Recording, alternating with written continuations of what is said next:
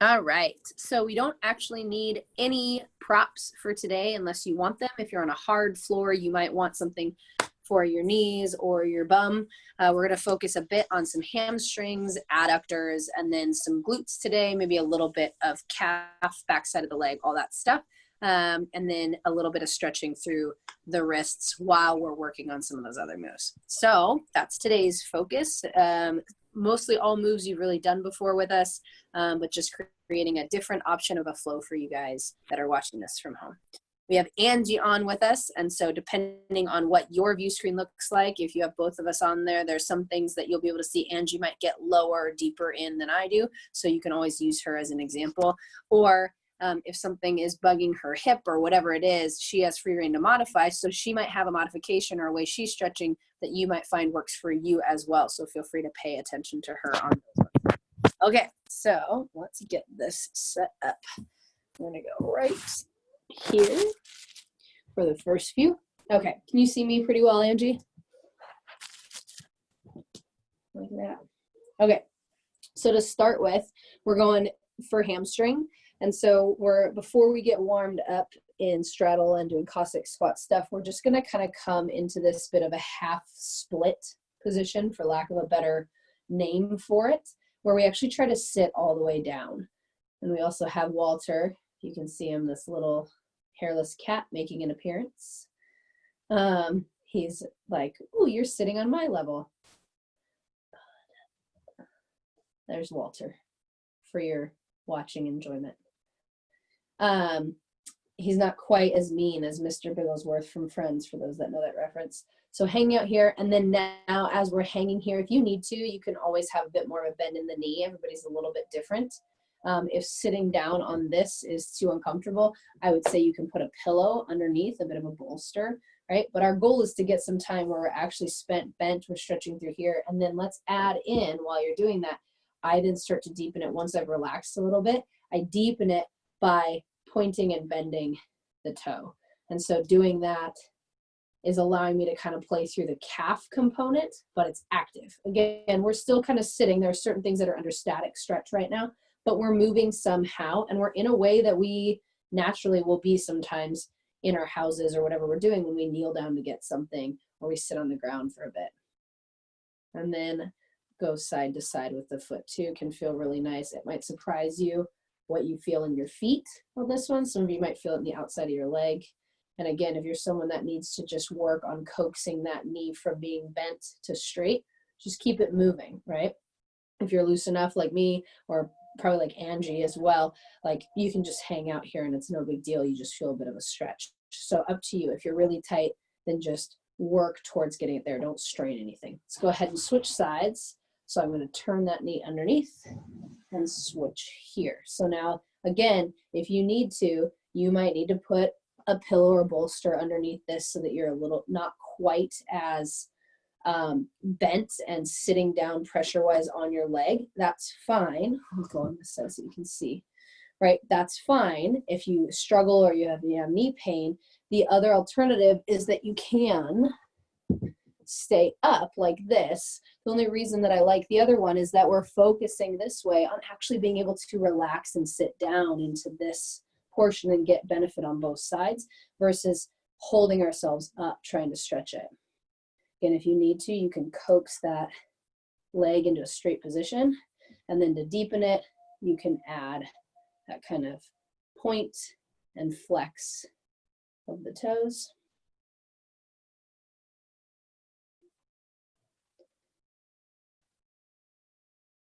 It's weird without Zeke and Latoya on, with Catherine and her kitty this time. And then go ahead and go in and out with the foot a little bit. Again, it might feel weird, but I get an increased stretch on this side, on the outside of my calf when I do it. Okay, so the reason why we started with that move in general was so that we got a little bit of the tension that's right behind the knee that we feel most out of the way, because now we're going to do some standing and rotating through where we hit some adductor that comes and attaches down there and some hamstring. So go ahead and stand up, and we're going to get things warm, right? First things first, we're just going to rock back and forth, and your goal is to keep your legs straight. They can be slightly bent, but we're not trying to bend like we will with a Cossack squat. We're not at that part yet. We're just trying to drop the hip side to side. And you might feel, again, we're kind of pulling the same thing where we stretched behind the knee first. We're also now stretching a little bit at the attachment of the adductor first before we do these big global stretches. So it's popping your hips back and forth. You might want to kind of bend and sink into it, and then go to the other side, bend and sink in. But my legs are pretty straight. So from the side, kind of at an angle, right? Here's what my legs are. And I'm popping my hip out and dropping it. And then you might want to sink in and turn, sink away and turn. Whatever you want to do. You might want to do a hip circle, forward and backward, where you're hip hopping. That's fine. Whatever you can do and tolerate. If you have labral issues or pain with this, don't do it. Or just only stretch a little bit to where you feel the stretch on the groin and that. Don't go all the way to end range if it hurts the hip joint itself. That's just dependent on who you are. Now we're going to go into that Cossack squat style position, right? So where we sink down and alternate back and forth. So now when we do this, to get a stretch, your goal is to keep the foot down. If you need to lighten the load on the knee, turn your foot up. So it's a little more hamstring and adductor and less behind the knee. That's fine. But then be sure to replace it forward when you come back up, because as you go to this side, I want you to have a nice straight, what looks like a half squat. I don't want it to be here or turned out like this because of where you put your foot. We're making sure we're doing alternating with a good quality of movement. And I like that you stay high for these first couple. For some of you in just a second, if you want to start going down further, you can. If you want to deepen it, if you start keeping the foot flat when you were moving it before, if it starts to allow you to get that extra stretch, that's fine. Okay, and then from the side, just so you can see, I'm shooting my glutes back. So it almost looks like a deadlift comboed with like a clean position on the one side. And the other leg is pretty straight. My core is braced. I'm not holding weight. It's okay if I pitch forward, but I'm making sure to not collapse my knee, okay? And then now we're going to throw in, for those of you that can go deeper, okay, if you can get really low, which I think Angie can, where you can get all the way down, like really low, butt on the heel, sitting really low and your foot's still planted, go for it. Hang out there. And then put your hands down and switch to the other. So we're staying low for this one. Okay, if you can't get that low, then you're doing like what I am, where I get to here, I'm not all the way down, okay? If you really want to, I'm okay with you doing this. This is how you personally, if you can't hold that other position, this is how you squat down to get things off a bottom shelf or whatever. So it's not a bad thing to practice that position when we're not holding weight, we're not doing some fancy move, we're just trying to get down to where we would go low. It's okay if you're putting some load through the foot, because guess what?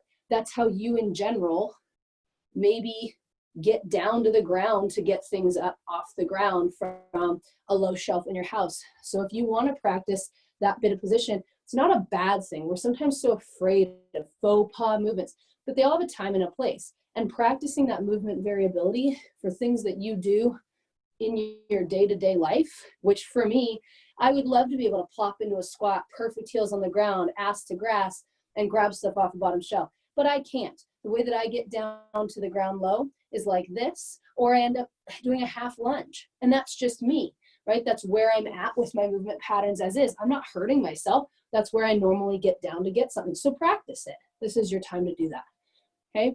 And then come back up. So now that we got warm, hopefully we're switching back and forth, playing with whatever your range is.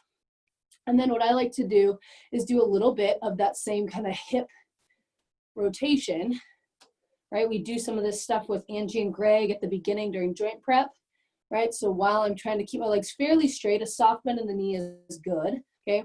I'm just kind of dropping through, and then I'm gonna hang down in this position. So again, we're adding some static stuff in today. Not only static, we're moving through it too.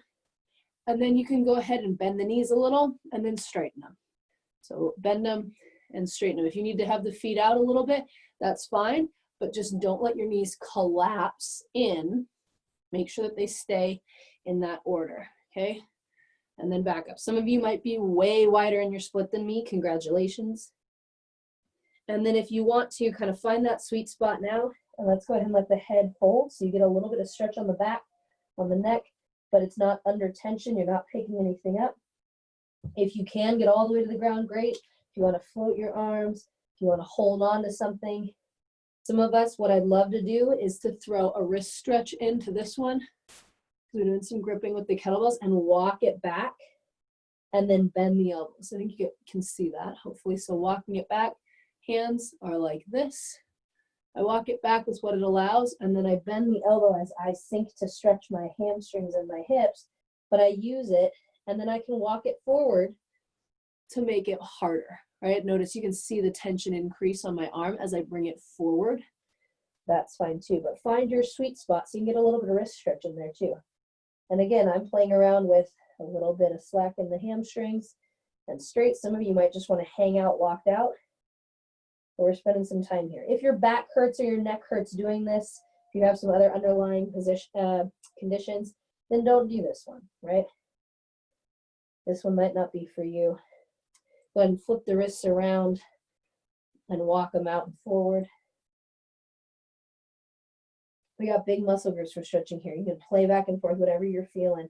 But spend some time there. You throw your back up and then down, cat camel style.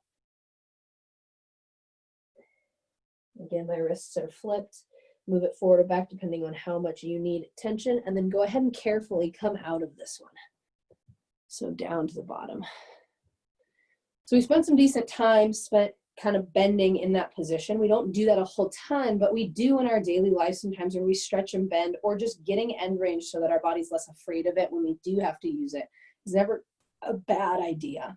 Okay, the next one that we're gonna do, we're gonna do a little bit for the glutes specifically. Okay, so that's this guy here.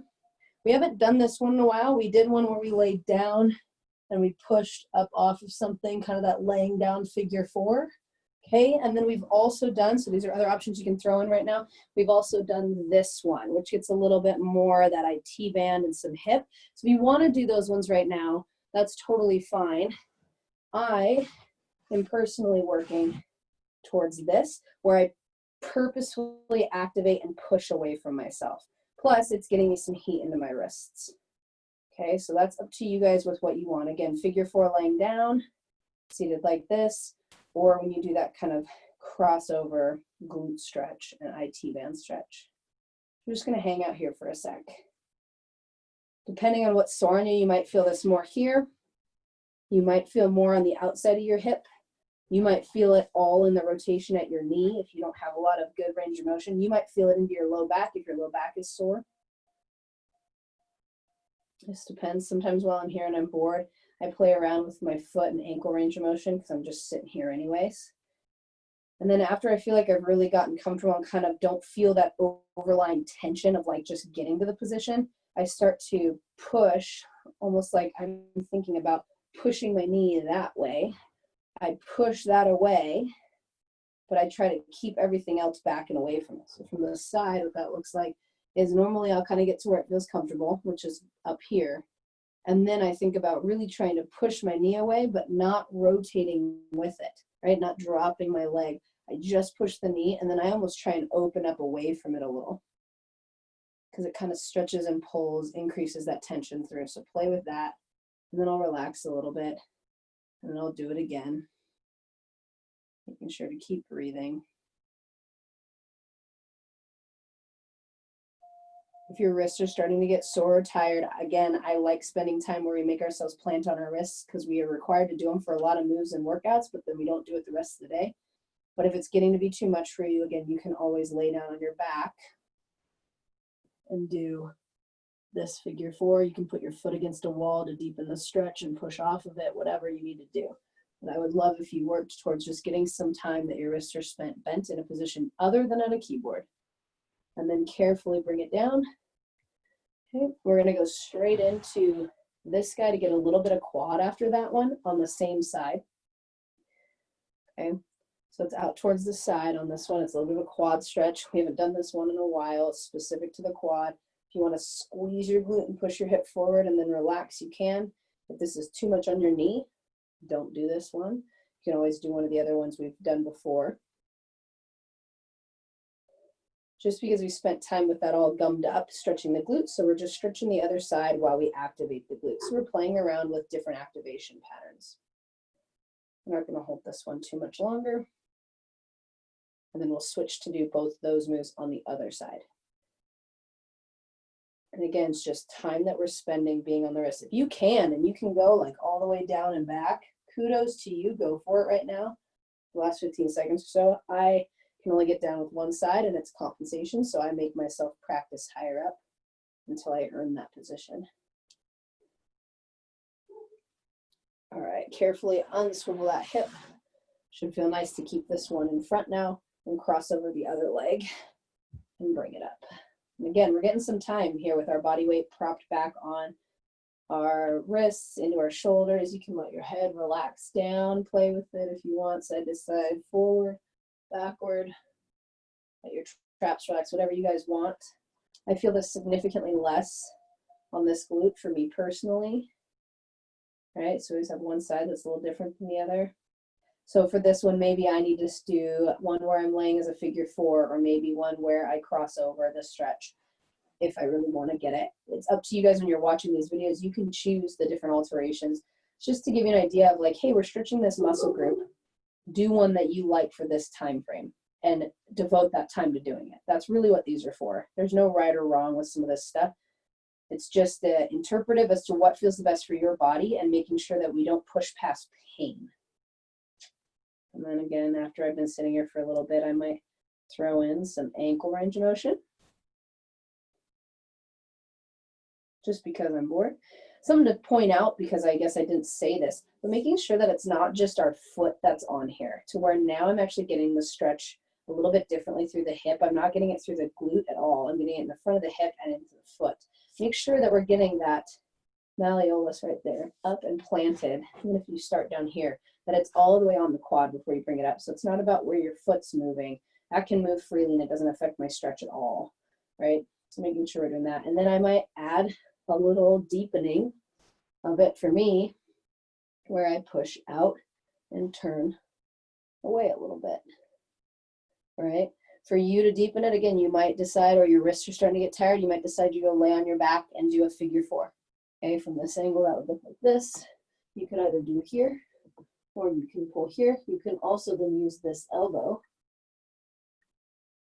to push in, or like I said, if you had a wall to plant that foot on, when you push in to give something a resistance, sometimes that's easier than having to pull your leg in. You can just push off of something else.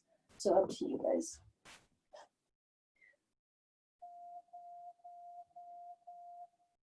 A few more seconds here. Maybe add a little bit of that contraction again.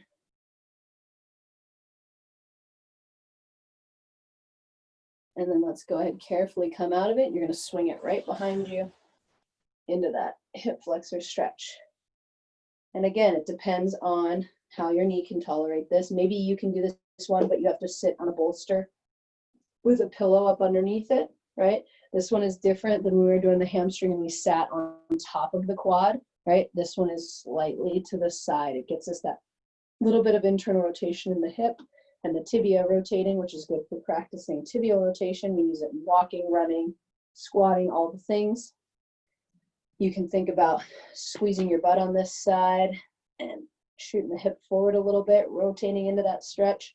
Up to you.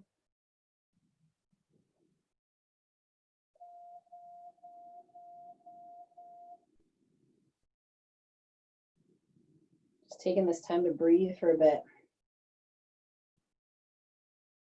And then again, if you want at this point to deepen it, either you can walk yourself back a little further, maybe put a pillow or an ottoman behind you to lean back on, or if you can drop elbows all the way down. Again, I get here, but it's not very comfortable, so I clench and don't let myself relax very much.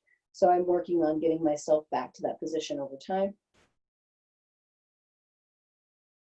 If you wanted to hit that deeper part, you could. And then let's go ahead and come out of it. Okay. All right, last move that I got for you guys involves the tactile frog. So this is the one, like I said, if you had a hardwood floor, you definitely want something to go on the knees. It's going to get a little bit of hip rotation, but it'll also get those adductors. You'll probably feel some hamstring, and then we can play with the feet to get a little bit of calf activation. Like I said, we're doing more upper calf into hamstring versus specifically from your feet today, just to give you different ways of challenging those moves. So tactile frog, okay, frog in general starts like this. And then it starts with typically the feet out. You might have, let me show you this from this angle. You might have varying degrees of how far out. Notice I don't have tons of rotation through my tibia. Depending how far out I put my legs, I can get different positions on my feet. Some people like to do it here.